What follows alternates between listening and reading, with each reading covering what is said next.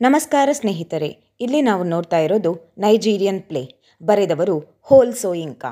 ಹೆಸರೇ the lion and the ಜೂಲ್. ಬನ್ನಿ ಹಾಗಿದ್ರೆ ನಾವು ನೋಡೋಣ ಇದರ ಸಮ್ಮರಿ ಹಾಗೂ ಥೀಮ್ಸ್. ಲಯನ್ ಆ್ಯಂಡ್ ದ ಜೂಲ್ ಒಂದು ನಾಟಕವಾಗಿದೆ. ನಾಟಕ ಆರಂಭವಾಗುವುದು ಸಿದಿ ಎನ್ನುವ ಹೆಸರಿನ ಹುಡುಗಿಯೊಂದಿಗೆ. ಆಕೆ ಆಫ್ರಿಕಾದ ಒಂದು ಹಳ್ಳಿಯಲ್ಲಿ ಬದುಕುತ್ತಿದ್ದಳು. ಆಕೆ ತನ್ನ ತಲೆಯ ಮೇಲೆ ಒಂದು ಮಡಿಕೆಯಲ್ಲಿ ನೀರನ್ನು ತುಂಬಿಸಿಕೊಂಡು ಬ್ಯಾಲೆನ್ಸ್ ಮಾಡಿಕೊಂಡು ಬರ್ತಾ ಇದ್ಲು. ಕುಲ್ಲೆ ಎನ್ನುವ ಹೆಸರಿನ ಒಬ್ಬ ಸ್ಕೂಲ್ ಮಾಸ್ಟರ್, ಅವನು ಕೂಡ ಅದೇ ಹಳ್ಳಿಯಲ್ಲಿ ಜೀವಿಸ್ತಾ ಇದ್ದ. ಆತ ವೆಸ್ಟರ್ನ್ ಎಜುಕೇಷನ್ ಅನ್ನು ಪಡೆದಿರುವ ಕಾರಣ ಆತನ ಅಹಂಕಾರ ಸ್ವಲ್ಪ ಜಾಸ್ತಿಯೇ ಇತ್ತು. ನಾನೊಬ್ಬ ಕಲ್ಚರ್ಡ್ ಮ್ಯಾನ್, ಮಾಡರ್ನ್ ಮ್ಯಾನು ಅನ್ನುವ ಅಹಂ ಅವನಿಗಿತ್ತು. ಆತ ಸ್ಕೂಲ್ ಟೀಚರ್ ಆಗಿ ಕೆಲಸ ಮಾಡ್ತಾ ಇದ್ದ. ಒಂದಿನ ಸಿದಿಯನ್ನು ನೋಡ್ತಾನೆ. ಸಿದಿ ತಲೆಯ ಮೇಲೆ ಕೊಡದಲ್ಲಿ ನೀರನ್ನು ತುಂಬಿಸಿಕೊಂಡು ಬ್ಯಾಲೆನ್ಸ್ ಮಾಡಿಕೊಂಡು ಬರ್ತಾ ಇದ್ಲು. ಲಾಕುನ್ಲೆ ಮಕ್ಕಳಿಗೆ ಪಾಠ ಮಾಡ್ತಾ ಇದ್ದವ ಹೊರಗೆ ಬಂದು, ಅವಳನ್ನು ನೋಡಿದ ತಕ್ಷಣ ಹೊರಗೆ ಬಂದು ಅವಳ ತಲೆಯ ಮೇಲಿದ್ದ ಕೊಡವನ್ನು ಕೆಳಗಿಳಿಸಿ ಹೇಳ್ತಾನೆ, ಇದು ಸರಿಯಾದ ಕ್ರಮ ಅಲ್ಲ. ಹಾಗೆ ಹೇಳಿ ಅವಳ ಡ್ರೆಸ್ ಬಗ್ಗೆಯೂ ಕಮೆಂಟ್ ಮಾಡ್ತಾನೆ. ನಿನ್ನ ಶೋಲ್ಡರ್ ಕಾಣ್ತಾ ಇದೆ, ಸರಿ ಡ್ರೆಸ್ ಹಾಕೋದು ನಿಮಗೆ ಗೊತ್ತಿಲ್ವಾ? ಅದನ್ನು ಕೇಳಿದ ಸಿದಿ ಹೇಳ್ತಾಳೆ, ನೀವು ಈ ರೀತಿ ಮಾತನಾಡುವುದಕ್ಕೆ ನಿಮ್ಮನ್ನು ಹುಚ್ಚ ಎಂದು ಎಲ್ಲರೂ ಕರೀತಾ ಇದ್ದಾರೆ ಮಾಸ್ಟ್ರೇ. ಅದನ್ನು ಕೇಳಿದ ಲಾಕುನ್ಲೆ ಮಾಸ್ಟರ್ ಹೇಳ್ತಾನೆ, ಹೌದು, ನನಗೆ ತುಂಬ ಅಹಂಕಾರವಿದೆ. ನಾನು ಒಂದೊಂದ್ಸಲ ಹುಚ್ಚನಂತೆ ಆಡ್ತಾ ಇದ್ದೇನೆ. ನಾನು ಯಾಕೆ ಅಹಂಕಾರ ತೋರಿಸ್ತಾ ಇದ್ದೇನೆ ಅಂದರೆ, ಕಡಿಮೆ ಅಹಂಕಾರವಿರುವ ವ್ಯಕ್ತಿ ತುಂಬ ಕಡಿಮೆ ಇಂಟೆಲಿಜೆಂಟ್ ಆಗಿರ್ತಾನೆ. ಆ ಮಾತನ್ನು ಕೇಳಿದ ಸಿದ್ದಿಗೂ ಕೂಡ ಕೋಪ ಬರ್ತದೆ. ಅವಳಲ್ಲಿಂದ ಹೊರಟು ಹೋಗ್ತಾಳೆ. ಲಾಕುನ್ಲೆ ತನ್ನ ಮಾತನ್ನು ಮುಂದುವರಿಸ್ತಾ ಹೇಳ್ತಾನೆ, ಮುಂದೆ ಬರುವ ದಿನಗಳಲ್ಲಿ ಮನುಷ್ಯ ಯಾವ ಕೆಲಸವನ್ನೂ ಮಾಡೋದಿಲ್ಲ, ಎಲ್ಲ ಕೆಲಸವನ್ನು ಮೆಷಿನ್ಸೇ ಮಾಡ್ತದೆ. ಅಲ್ಲೇ ಪಕ್ಕದಲ್ಲಿರುವಂತಹ ಲ್ಯಾಗೋಸ್ಟ್ ಸಿಟಿ ಆಫ್ರಿಕಾದಲ್ಲಿದ್ದರೂ ಅಲ್ಲೆಲ್ಲ ನೈಜೀರಿಯಾ ಜನಗಳ ಮಾತೆ ನಡೀತದೆ. ಆ ಸಿಟಿಯನ್ನು ಎಕ್ಸಾಂಪಲ್ ಆಗಿ ತಗೊಂಡು ಮಾಸ್ಟರ್ ಹೇಳ್ತಾನೆ, ನೋಡಿ ಆ ಸಿಟಿ ಎಷ್ಟು ಡೆವಲಪ್ ಆಗಿದೆ, ಎಷ್ಟು ಮಾಡರ್ನ್ ಆಗಿದೆ. ಆ ಪ್ರದೇಶದಲ್ಲಿ ರೈಲ್ವೆ ಲೈನ್ ಇದೆ, ಹಾಗೆ ಇನ್ನೊಂದಷ್ಟು ಡೆವಲಪ್ಮೆಂಟ್ ಆಗಿದೆ. ನಮ್ಮ ಪ್ರದೇಶದಲ್ಲಿ, ನಮ್ಮ ಈ ಹಳ್ಳಿಯಲ್ಲಿ ಏನಂದರೆ ಏನೂ ಇಲ್ಲ. ಈ ಮಾಸ್ಟರ್ ಅಥವಾ ಲಾಕುನ್ಲೆಯ ಮುಖ್ಯ ಉದ್ದೇಶ ಬಂದು ಆ ಹಳ್ಳಿಯ ಜನರನ್ನು ಎಜುಕೇಟ್ ಮಾಡುವಂತಹದ್ದು. ಸಿದಿ ಪುನಃ ಬಂದು ಲಾಕುನ್ಲೆ ಹತ್ರ ತನ್ನ ಕೊಡವನ್ನು ಕೊಡು ಅಂತ ಕೇಳ್ತಾಳೆ. ಅದಕ್ಕೆ ಇವನು ಕೊಡಲಿಕ್ಕೆ ಒಪ್ಕೊಳ್ಳೋದಿಲ್ಲ. ನಾನು ಆ ಕೊಡವನ್ನು ಕೊಡಲಾರೆ, ಬದಲಾಗಿ ನನ್ನ ಮದುವೆಯಾಗು ಅಂತ ಪ್ರಪೋಸ್ ಮಾಡ್ತಾನೆ. ಅದನ್ನು ಕೇಳಿ ಸಿದಿಗೆ ಟೆನ್ಷನ್ ಆಗ್ತದೆ. ಇವನ ತಲೆಯಲ್ಲೆಲ್ಲ ಎಷ್ಟೆಷ್ಟು ದೊಡ್ಡ ಮಾತನ್ನು ಹೇಳ್ತಾನೆ, ಆದರೆ ನನ್ನನ್ನು ಮದುವೆ ಆಗಲಿಕ್ಕೆ ಬಯಸ್ತಾನೆ. ಇವನ ಉದ್ದೇಶವೇನು ಅನ್ನೋದು ಅವಳಿಗೆ ಗೊತ್ತೇ ಆಗೋದಿಲ್ಲ. ಲಾಕುನ್ಲೆ ಮುಂದುವರೆದು ಹೇಳ್ತಾನೆ, ನಾನು ನಿನ್ನನ್ನು ತುಂಬ ಇಷ್ಟಪಡ್ತಾ ಇದ್ದೇನೆ. ಆ ಮಾತನ್ನು ಕೇಳಿದ ಸಿದಿ ಹೇಳ್ತಾಳೆ, ನಾನು ಯಾವತ್ತೂ ನಿನ್ನನ್ನು ಮದುವೆ ಆಗೋದಲ್ಲ, ಈ ಕ್ಷಣವೇ ಮದುವೆ ಆಗಲಿಕ್ಕೆ ರೆಡಿ ಇದ್ದೇನೆ. ಆದರೆ ನೀನು ನನಗೆ ಬ್ರೈಡ್ ಪ್ರೈಸ್ ಕೊಡಬೇಕು. ಬ್ರೈಡ್ ಪ್ರೈಸ್ ಅಂದರೆ ವಧು ದಕ್ಷಿಣೆ ಅಂತ ಹೇಳ್ಬೋದು. ಯಾವುದೇ ರೀತಿಯ ಜುವೆಲ್ಸ್, ಆರ್ನಮೆಂಟ್ಸ್ ಅಥವಾ ಗೂಡ್ಸನ್ನು ವರ ಅಥವಾ ವರನ ಮನೆಯವರು ವಧು ಅಥವಾ ವಧುವಿನ ಮನೆಗೆ ಕೊಡುವಂತಹದನ್ನು ಬ್ರೈಡ್ ಪ್ರೈಸ್ ಅಂತ ಹೇಳ್ತಾರೆ. ಇದೇ ಸ್ಪೆಷಲಿ ಆಫ್ರಿಕನ್ ಟ್ರೆಡಿಷನಲ್ಲಿ ಜಾಸ್ತಿ ಕಾಣ್ತೇವೆ.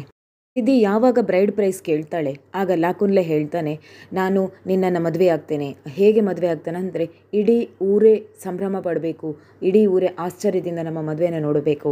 ಆ ಥರ ಅಷ್ಟು ಮಾಡರ್ನ್ ಆಗಿ ನಾವಿಬ್ಬರು ಮದುವೆ ಆಗ್ತೇವೆ ಅಂತ ಅವಳಿಗೆ ಮಾತು ಕೊಡ್ತಾನೆ. ಅಷ್ಟು ಹೇಳಿ ಲಾಕುನ್ಲೆ ಅವಳಿಗೆ ಕಿಸ್ ಮಾಡಲಿಕ್ಕೆ ಶುರು ಮಾಡ್ತಾನೆ. ಆದರೆ ಅವಳಿಗೆ ಅದು ಇಷ್ಟ ಇರೋದಿಲ್ಲ. ಅವಳು ಅಪೋಸ್ ಮಾಡ್ತಾಳೆ. ನಿನ್ನನ್ನು ಇಷ್ಟಪಡ್ತಾ ಇದ್ದೇನೆ, ಹಾಗಾಗಿ ಮುದ್ದಿಸೋದು ಅಥವಾ ಇಷ್ಟಪಡೋದು ಒಂದು ಆಧುನಿಕ ಸಮಾಜದ ಒಂದು ಲಕ್ಷಣವಾಗಿದೆ, ಅದರಲ್ಲೇನು ಹೊಸತನವಿಲ್ಲ ಅನ್ನೋದು ಅವನ ಮಾತಾಗಿತ್ತು. ಸಿದಿ ಹೇಳ್ತಾಳೆ, ಮೊದಲು ಏನಿದ್ರು ಬ್ರೈಡ್ ಪ್ರೈಸ್, ವಧು ದಕ್ಷಿಣೆ, ಆಮೇಲೆ ಉಳಿದ ಮಾತೆಲ್ಲ.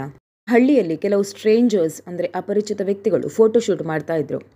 ಆ ಸ್ಟ್ರೇಂಜರ್ಸ್ ಫೋಟೋ ತೆಗಿತಾ ಇದ್ದದ್ದು ಬೇರೆ ಯಾರ್ದೂ ಅಲ್ಲ, ಆ ಹಳ್ಳಿಯ ಜನಗಳದ್ದೇ. ಅವರೊಂದು ಮ್ಯಾಗ್ಝಿನ್ ಫೋಟೋಗೋಸ್ಕರ ಆ ಫೋಟೋ ಶೂಟನ್ನು ಇಟ್ಟಿದ್ರು. ಅದರಲ್ಲಿ ಕೆಲವು ಫೋಟೋಗಳನ್ನು ಮ್ಯಾಗ್ಝಿನಲ್ಲಿ ಪ್ರಿಂಟ್ ಮಾಡ್ತಾರೆ. ಅದರಲ್ಲಿ ಮುಖ್ಯವಾಗಿ ಒಂದು 3 ಜನರ ಫೋಟೋ ಇರ್ತದೆ. ಅದರಲ್ಲಿ ಮುಖ್ಯವಾಗಿ ಸಿದಿಯ ಫೋಟೋ ದೊಡ್ಡದಾಗಿ ಡಿಸ್ಪ್ಲೇ ಆಗಿರ್ತದೆ. ಅದು ದೊಡ್ಡ ವಿಷಯವಾಗಿ ಮಾರ್ಪಡ್ತದೆ. ಆ ಹಳ್ಳಿಯ ಒಬ್ಬಳು ಯಂಗ್ ಹುಡುಗಿಯ ಫೋಟೋ, ಅದು 3 ಫೋಟೋ ಒಂದು ಮ್ಯಾಗ್ಝಿನಲ್ಲಿ ಪ್ರಿಂಟ್ ಆಗಿದೆ ಅನ್ನೋದು ದೊಡ್ಡ ವಿಷಯ ಆಗ್ತದೆ. ಆ ಫೋಟೋವನ್ನು ನೋಡಿ ಆ ಹಳ್ಳಿಗೆ ಇನ್ನೊಂದಷ್ಟು ಜನರು ಬರ್ತಾರೆ. ಆ ಫೋಟೋವನ್ನು ಮಾಸ್ಟರ್ಗೆ ತೋರಿಸ್ತಾರೆ, ಹಾಗೆ ಸಿದಿಗೂ ಕೂಡ ತೋರಿಸ್ತಾರೆ. ಫೋಟೋ ಎಷ್ಟು ಸುಂದರವಾಗಿ ಬಂದಿತ್ತೆಂದರೆ, ಅವಳ ಫೋಟೋ ತೆಗಿಬೇಕಾದ್ರೆ ಆ ಸ್ಟ್ರೇಂಜರ್ಸ್ ಅವಳಿಗೆ ಹೇಳಿದ್ದರು, ನಿನ್ನ ಫೋಟೋ ಎಷ್ಟು ಚೆನ್ನಾಗಿ ಮಾಡ್ತೇವೆ ನೋಡಿ ಅಂತ. ಅದೇ ರೀತಿ ತುಂಬ ಬ್ಯೂಟಿಫುಲ್ ಆಗಿ ತೆಗೆದಿದ್ರು, ಹಾಗೆ ಪಬ್ಲಿಷ್ ಕೂಡ ಆಗಿತ್ತು. ಆದರೆ ಪ್ರಾಬ್ಲಮ್ ಇರೋದು, ಆ ಹಳ್ಳಿಯ ಒಬ್ಬ ಲೀಡರ್ ಇದ್ದ, ಅವನ ಹೆಸರು ಬರೋಕ. ಅವನಿಗೆ ಈ ಎಲ್ಲ ಘಟನೆಗಳನ್ನು ನೋಡಿ ಕೋಪ ಬಂದಿತ್ತು. ಯಾಕಂದರೆ ಅವನಿಗೆ ಎಲ್ಲ ಕಡೆಯಲ್ಲೂ ಅವನದೇ ಆದ ಐಡೆಂಟಿಫಿಕೇಷನ್ ಬೇಕಿತ್ತು, ಅವನನ್ನೇ ಎಲ್ಲ ಗುರುತಿಸಬೇಕಾಗಿತ್ತು. ಆದರೆ ಆ ನ್ಯೂಸ್ ಪೇಪರಲ್ಲಿ, ಮ್ಯಾಗ್ಝಿನಲ್ಲಿ ಏನು ಪ್ರಕಟ ಆಗಿತ್ತು, ಅದರಲ್ಲಿ ಸಿದಿಯ ಪಕ್ಕದಲ್ಲಿ ಅವನ ಫೋಟೋ ತುಂಬ ಸಣ್ಣದಾಗಿತ್ತು. ಅದರಿಂದ ಅವನ ಡಾಮಿನೇಷನ್ ಕಡಿಮೆಯಾದಂತೆ ಕಂಡಿತು. ಆದರೂ ಅವನು ಇನ್ನೊಂದು ನಾಟಕವನ್ನು ಶುರು ಮಾಡ್ತಾನೆ. ಅದೆಂದರೆ, ಸಿದಿಯ ಈ ರೀತಿಯ ಫೋಟೋ ನೋಡಿ ತುಂಬ ಖುಷಿಪಟ್ಟ ಹಾಗೆ, ಸಂಭ್ರಮ ಪಟ್ಟ ಹಾಗೆ, ಹೆಮ್ಮೆ ಪಟ್ಟ ಹಾಗೆ ಅಭಿನಯಿಸ್ತಾನೆ. ಅದೇ ಖುಷಿಯಲ್ಲಿ ಸಿದಿ ಆ ಹಳ್ಳಿಯ ಹುಡುಗಿಯರಿಗೆಲ್ಲ ಹೇಳ್ತಾಳೆ, ಹೋಗಿ ಡ್ಯಾನ್ಸ್ ಮಾಡೋಣ. ಡ್ಯಾನ್ಸಿನ ಹೆಸರು ಲಾಸ್ಟ್ ಟ್ರಾವೆಲರ್. ಡ್ಯಾನ್ಸ್ ಪರ್ಫಾರ್ಮೆನ್ಸ್ಗೆ ಎಲ್ಲರೂ ಪ್ರಾಕ್ಟೀಸ್ ಮಾಡ್ತಾರೆ, ಪ್ರಿಪೇರ್ ಆಗ್ತಾರೆ. ಸ್ಕೂಲ್ ಮಾಸ್ಟರಿಗೂ ಫೋರ್ಸ್ ಮಾಡ್ತಾರೆ, ಬನ್ನಿ ಪರ್ಫಾರ್ಮ್ ಮಾಡಿ. ಪ್ರಾರಂಭದಲ್ಲಿ ಅವನು ರೆಫ್ಯೂಸ್ ಮಾಡ್ತಾನೆ, ಆದರೆ ಕೊನೆಗೆ ಬಂದು ಜಾಯ್ನ್ ಆಗ್ತಾನೆ. ಹಳ್ಳಿಯ ಜನರೆಲ್ಲ ಸಂಭ್ರಮಕ್ಕೆ ರೆಡಿಯಾಗ್ತಾ ಇದ್ರು. ಸಡನ್ನಾಗಿ ಅಲ್ಲಿಯ ಲೀಡರ್ ಆದ ಬರೋಕ ಬರ್ತಾನೆ. ಅವನೊಬ್ಬ ವೃದ್ಧ ವ್ಯಕ್ತಿಯಾಗಿದ್ದ. ಅವನು ಕೂಡ ಆ ಹಳ್ಳಿಯ ಜನರೊಂದಿಗೆ ಡ್ಯಾನ್ಸ್ ಪರ್ಫಾರ್ಮ್ ಮಾಡಲಿಕ್ಕೆ ಇಷ್ಟಪಟ್ಟ. ಕೂಡ ಜನರ ಮಧ್ಯೆ ಬಂದು ನಾನು ಜಾಯ್ನ್ ಆಗ್ತೇನೆ ಅಂತ ಇಷ್ಟಪಡ್ತಾನೆ. ಹಾಗೆ ಜಾಯ್ನ್ ಆಗ್ತಾನೆ. ಆ ಸನ್ನಿವೇಶದಲ್ಲಿ ಒಂದಷ್ಟು ತಮಾಷೆಗಳೆಲ್ಲ ನಡೀತದೆ. ಯಾವ ಸ್ಟ್ರೇಂಜರ್ ಅವರೆಲ್ಲರೂ ಫೋಟೋ ತಗೊಂಡು ಪೇಪರಲ್ಲಿ ಪಬ್ಲಿಷ್ ಮಾಡಿದನೋ ಅವನೇ ಪುನಃ ಡ್ಯಾನ್ಸ್ ಪರ್ಫಾರ್ಮೆನ್ಸ್ನ ಹೊತ್ತು ಕೂಡ ಬಂದು ಫೋಟೋ ಎಲ್ಲರದು ಕ್ಲಿಕ್ ಮಾಡ್ತಾನೆ. ಈಗ ಬರೋಕ ಯೋಚನೆ ಮಾಡ್ತಾನೆ, ಸುಮಾರು 5 ವರ್ಷಗಳಾದವು, ನಾನು ಯಾರನ್ನು ಮದುವೆಯೇ ಆಗಲಿಲ್ಲ. ಇವನೊಬ್ಬ 60 ವರ್ಷದ ಮುದುಕನಾಗಿದ್ದ. ಮಹಿಳೆಯರನ್ನ ಮದುವೆಯಾಗಿ ಅವರನ್ನ ಮಡದಿಯರನ್ನಾಗಿ ಸೇರಿಸಿಕೊಳ್ಳುವುದೇ ಇವನ ಅಭ್ಯಾಸವಾಗಿತ್ತು. ಹಾಗಾಗಿ ಇವನು ಹೊಸ ಹೊಸ ಮದುವೆಗಳನ್ನು ಆಗ್ತಲೇ ಇದ್ದ. ಸೀನ್ ಚೇಂಜ್ ಆಗ್ತದೆ. ಸಿದ್ದಿ ಹಾಗೂ ಮಾಸ್ಟರ್ ರೋಡ್ನಲ್ಲಿ ವಾಕಿಂಗ್ ಮಾಡ್ತಾ ಇದ್ರು. ಮಾಸ್ಟರ್ನ ಕೈಯಲ್ಲಿ ಬೆಂಕಿಯನ್ನು ಹೊತ್ತಿಸುವಂತಹ ಕಟ್ಟಿಗೆಗಳಿದ್ದವು ಹಾಗೂ ಸಿದ್ದಿ ತನ್ನ ಮ್ಯಾಗ್ಝಿನ್ನನ್ನು ಕೈಯಲ್ಲಿ ಇಟ್ಕೊಂಡಿದ್ಲು. ಅಲ್ಲಿಗೆ ಬರೋಕನ ಹೆಂಡತಿಯಾದ ಸಾಡಿಕೂ ಬರ್ತಾಳೆ. ಅವಳು ಸಿದ್ದಿ ಹತ್ರ ಹೇಳ್ತಾಳೆ, ನನ್ನ ಗಂಡ ಬರೋಕನಿಗೆ ನಿನ್ನನ್ನು ಮದುವೆಯಾಗಲಿಕ್ಕೆ ಇಷ್ಟ ಇದೆ. ಅವಳ ಮಾತನ್ನು ಕೇಳಿದ ಮಾಸ್ಟರ್ಗೆ ಕೋಪ ಬರ್ತದೆ. ಅವನು ಸಿದ್ದಿಯ ಹತ್ರ ಹೋಗಿ ಹೇಳ್ತಾನೆ, ಹೋಗೋಣ ಇಲ್ಲಿಂದ ನಡಿ. ಸಿದ್ದಿ ತಿರಸ್ಕಾರ ಮಾಡ್ತಾಳೆ, ಇಲ್ಲ, ಒಂದು ಗಳಿಗೆ ನಿಂತ್ಕೊಳ್ಳಿ. ಮಾತು ಮುಂದುವರಿಸ್ತಾ ಹೇಳ್ತಾಳೆ, ನೀವು ನನ್ನ ಮೇಲೆ ಇಷ್ಟೊಂದು ಪವರ್ ತೋರಿಸುವ ಹಾಗಿಲ್ಲ. ನನ್ನ ಹತ್ರವೂ ಪವರ್ ಇದೆ. ಎಷ್ಟು ಪವರ್ ಇದೆ ಅಂದರೆ ನನ್ನ ಫೋಟೋ ಮ್ಯಾಗ್ಝಿನಲ್ಲಿ ಬರುವಷ್ಟು ಪವರ್ ಇದೆ ಅಂತ ಸಿದ್ದಿ ಹೇಳ್ತಾಳೆ. ನಾನು ಈಗ ಬೆಳೆದಿದ್ದೇನೆ. ನಾನು ಈಗ ಯಾರಿಗೆ ಹೆದರುವ ಅವಶ್ಯಕತೆ ಇಲ್ಲ. ಆ ಮಾತನ್ನು ಕೇಳಿದ ಸಾಡಿಕು ಹೇಳ್ತಾಳೆ ಸಿದ್ದಿಗೆ, ನೀನು ಬರೋಕನನ್ನು ಮದುವೆಯಾದರೆ ಅವನೆಲ್ಲ ಆಸ್ತಿ ನಿಂಗೆ ಸಿಗ್ತದೆ. ಹೇಗಂದರೆ ಬರೋಕನಿಗೆ ಈಗಾಗಲೇ ತುಂಬ ವಯಸ್ಸಾಗಿದೆ. ಅವನ ಬಳಿ ಬೇಕಾದಷ್ಟು ಆಸ್ತಿ ಇದೆ. ಅವನು ಸತ್ತ ಮೇಲೆ ಅವನೆಲ್ಲ ಆಸ್ತಿಗೆ ನೀನೇ ವಾರಸ್ದಾರಳಾಗ್ತಿ. ಯಾಕಂದರೆ ಆಮೇಲೆ ನೀನವನ ಹೆಡ್ ವೈಫ್ ಆಗ್ತಿ. ಅದನ್ನು ಕೇಳಿದ ಸಿದ್ದಿ ಹೇಳ್ತಾಳೆ, ಬರೋಕ ಒಬ್ಬ ವೃದ್ಧ ವ್ಯಕ್ತಿ, ಅವನು ತುಂಬ ವಯಸ್ಸಾದ ವ್ಯಕ್ತಿ. ಅವನಿಗೂ ನನ್ನನ್ನು ಮದುವೆ ಆಗಲಿಕ್ಕೆ ಆಸೆಯೇ. ನನ್ನ ಸೌಂದರ್ಯದ ಮೇಲೆ ಅವನಿಗೂ ಕಣ್ಣಿದೆ. ಅವನಿಗೆ ದಿವಸಕ್ಕೊಂದು ಅಥವಾ ವರ್ಷಕ್ಕೊಂದು ಆಗಾಗ ಮದುವೆಯಾಗುವ ಶೋಕಿ ಇದೆಯಲ್ಲ ಅನ್ನುವ ಮಾತನ್ನು ಹೇಳ್ತಾ ಬರೋಕನನ್ನು ಇನ್ಸಲ್ಟ್ ಮಾಡಿ ಡೈರೆಕ್ಟಾಗಿ ಅವರ ಏನು ರಿಕ್ವೆಸ್ಟ್ ಇತ್ತು ಅದನ್ನು ರಿಜೆಕ್ಟ್ ಮಾಡ್ತಾಳೆ. ಸಾಡಿಕುಗೆ ಅವಳ ಮಾತು ಕೇಳಿ ಆಶ್ಚರ್ಯ ಆಗ್ತದೆ. ಆದರೂ ತಾಳ್ಮೆ ಕಳ್ಕೊಳ್ಳದೆ ನಮ್ಮ ಮನೆಯಲ್ಲಿ ಒಂದು ಫಂಕ್ಷನ್ ಇದೆ, ಆ ಫಂಕ್ಷನಿಗೆ ಬಾ ಅಂತ ಇನ್ವೈಟ್ ಮಾಡ್ತಾಳೆ. ಅತಿಗೂ ಸಿದ್ದಿ ಒಪ್ಕೊಳ್ಳೋದಿಲ್ಲ. ಯಾಕಂದರೆ ಅವರ ಮನೆಗೆ ಫಂಕ್ಷನ್ಗೆ ಹೋದರೆ ಆನಂತರ ಅವರ ಮನೆಯ ಅತಿಥಿಗಳಾಗದೆ ಅವರ ಮನೆಯ ಸದಸ್ಯರೇ ಆಗಿ ಹೋಗ್ತೇವೆ. ಆ ಮನೆಯ ಸೊಸೆಯಾಗಿ ಅಥವಾ ಆ ಮನೆಯಲ್ಲಿ ಉಳಿಯಬೇಕಾಗ್ತದೆ ಅನ್ನೋದು ಸಿದ್ದಿಯ ಯೋಚನೆ. ಅಷ್ಟೊತ್ತಿಗೆ ಲಾಕುನ್ಲೆ ಮಾಸ್ಟರ್ ಕೂಡ ಸುಮ್ಮನಿರದೆ ಅವನು ಹೇಳ್ತಾನೆ, ನನಗೆ ಇಡೀ ಹಳ್ಳಿಯಲ್ಲಿ ಗೊತ್ತು, ನಿನ್ನ ಪತಿಯನ್ನು ಎಲ್ಲರೂ ಇಂಟೆಲಿಜೆಂಟ್, ಬುದ್ಧಿವಂತ ಅಂತ ಕರೀತಾರೆ. ಎಲ್ಲಿಯ ತನಕ ಅಂದರೆ ಈ ಹಳ್ಳಿಗೆ ಬರಬೇಕಾದ ರೈಲ್ವೆ ಲೈನನ್ನು ಹಣ ಕೊಟ್ಟು ಬರದ ಹಾಗೆ ಮಾಡಿದ್ದು ನಿನ್ನ ಗಂಡ. ಎಲ್ಲಿಯಾದರೂ ಆ ರೈಲ್ವೆ ಹಳಿ ಈ ಹಳ್ಳಿಯ ಮೂಲಕ ಪಾಸ್ ಆಗ್ತಿದ್ರೆ ಈ ಹಳ್ಳಿ ಎಷ್ಟು ಡೆವಲಪ್ ಆಗ್ತಾ ಇತ್ತು. ಈ ರೀತಿಯಾಗಿ ಸಿಡ್ಡಿ ಆಫರನ್ನು ರಿಜೆಕ್ಟ್ ಮಾಡಿದ್ಲು. ಸೀನ್ ಚೇಂಜ್ ಆಗಿ ಬರೋಕ ತನ್ನ ಮನೆಯ ಬೆಡ್ರೂಮಿನಲ್ಲಿ ತನ್ನ ಫೇವ್ರೇಟ್ ಹೆಂಡತಿಯ ಜೊತೆ ಮಾತಾಡ್ತಾ ಇದ್ದ. ಆಕೆ ಆತನ ಅಂಡರ್ ಆರ್ಮ್ಸ್ನ ಕೂದಲು ಕೀಳ್ತಾ ಮಾತಾಡ್ತಾ ಇದ್ಲು. ಆಕೆ ತನ್ನ ಗಂಡನಿಗೆ ಹೇಳ್ತಾಳೆ, ನೀನು ಎಷ್ಟು ಸಲ ಹೇಳ್ತೀನಿ ನಿಮಗೆ ಹೊಸ ಹೆಂಡತಿ ಬರ್ತಾಳೆ ಎಂದು. ಅಷ್ಟೊತ್ತಿಗೆ ಅಲ್ಲಿ ಸಾಡಿಕು ಬರ್ತಾಳೆ. ಅವಳು ಸಿದ್ದಿ ಅವನ ಆಫರನ್ನು ರಿಜೆಕ್ಟ್ ಮಾಡಿದ್ದನ್ನು ಹೇಳ್ತಾಳೆ. ಅವನಿಗೆ ತುಂಬ ಕೋಪ ಬರ್ತದೆ. ಅವನು ತನ್ನ ಫೇವ್ರೇಟ್ ಹೆಂಡತಿಯನ್ನು ಹೊಳಗೆ ಕಳಿಸಿ ಸಾದಿಕುಗೆ ಹೇಳ್ತಾನೆ, ನನ್ನ ಕಾಲಿಗೆ ಮಸಾಜ್ ಮಾಡು. ಆ ನಂತರ ಅಲ್ಲೇ ಇದ್ದ ಮ್ಯಾಗ್ಝಿನನ್ನು ಎತ್ತಿಕೊಂಡು ಅದರಲ್ಲಿದ್ದ ಸಿದ್ದಿಯ ಫೋಟೋವನ್ನು ನೋಡ್ತಾ ಕೂತ್ಕೊಳ್ತಾನೆ. ನಂತರದ ಸೀನ್ನಲ್ಲಿ ಸಿದ್ದಿಯ ಹತ್ತಿರ ಸಾಡಿಕು ಬರ್ತಾಳೆ. ಅವಳ ಹತ್ರ ಒಂದು ಸಣ್ಣ ಸ್ಟ್ಯಾಚ್ಯೂ ಇರ್ತದೆ. ಆ ಸ್ಟ್ಯಾಚ್ಯೂ ಬೇರೆ ಯಾರ್ದು ಅಲ್ಲ, ಬರೋಕನದು. ನಂತರ ಸಾಡಿಕು ಆ ಮೂರ್ತಿಯ ಸುತ್ತ ಕುಣಿಲಿಕ್ಕೆ ಆರಂಭಿಸ್ತಾಳೆ. ಇದೊಂದು ರಿಚುವಲ್ ತರಹ ಕಾಣ್ತಾ ಇತ್ತು.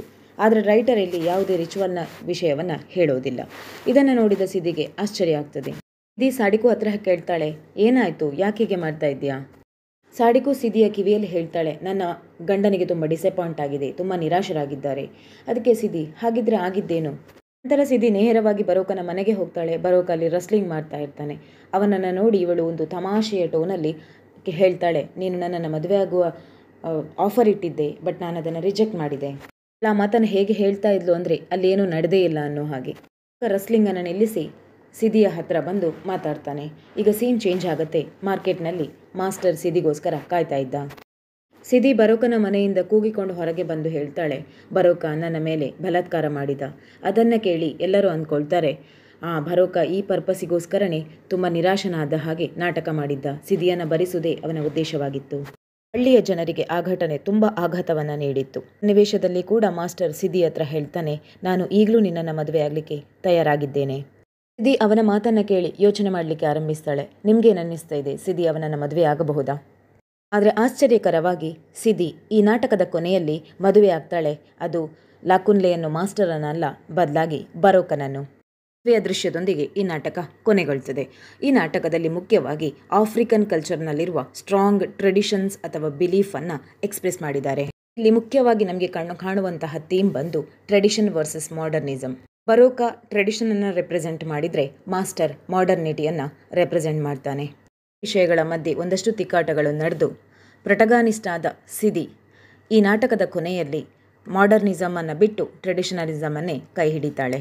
ಅಂದರೆ ಸಿದಿಗೆ ಗೊತ್ತಿತ್ತು ಇಲ್ಲಿ ಮಾಸ್ಟರ್ನ ಮಾಡರ್ನಿಟಿಯಿಂದ ಏನೂ ಸಿಗೋದಿಲ್ಲ, ಬದಲಾಗಿ ತುಂಬ ಶ್ರೀಮಂತನಾದ ವೃದ್ಧನಾಗಿದ್ದರೂ ಶ್ರೀಮಂತನಾದ ಬರೋಕನಿಂದ ಮುಂದೆ ಆಸ್ತಿಪಾಸ್ತಿಗಳು ಸಿಗ್ತದೆ, ಜೀವನಾಂಶ ಸಿಗ್ತದೆ, ಜೀವನ ನಡೆಸುವುದು ಸಾಧ್ಯ ಅನ್ನೋದು ಅವಳ ಉದ್ದೇಶವಾಗಿತ್ತು. ಟ್ರೆಡಿಷನಲಿಸಮಲ್ಲಿ ಅದರದೇ ಆದ ಸ್ಥಾನಮಾನ ಸಿಗ್ತದೆ ಅನ್ನೋದು ಅವಳ ಯೋಚನೆಯಾಗಿತ್ತು. ಅಷ್ಟೇ ಅಲ್ಲದೆ ಮೇಲ್ ವರ್ಸಸ್ ಫೀಮೇಲ್ ಥೀಮ್ ಕೂಡ ಕಾಣಬಹುದು. ಈ ನೈಜೀರಿಯನ್ ನಾಟಕದ ಕನ್ನಡ ವಿವರಣೆ ನಿಮಗೆ ಇಷ್ಟ ಆಗಿದೆ ಅಂದ್ಕೊಳ್ತೇನೆ. ಇಷ್ಟ ಆದರೆ ಲೈಕ್ ಮಾಡಿ, ಕಮೆಂಟ್ ಬಾಕ್ಸಲ್ಲಿ ಕಮೆಂಟ್ ಮಾಡಿ ತಿಳಿಸಿ. ಹಾಗೆ ಚಾನಲ್ ಸಬ್ಸ್ಕ್ರೈಬ್ ಮಾಡಿ ನನ್ನ ಈ ಶ್ರಮಕ್ಕೆ ಪ್ರೋತ್ಸಾಹ ನೀಡ್ತಾ ಇರಿ. ಧನ್ಯವಾದಗಳು.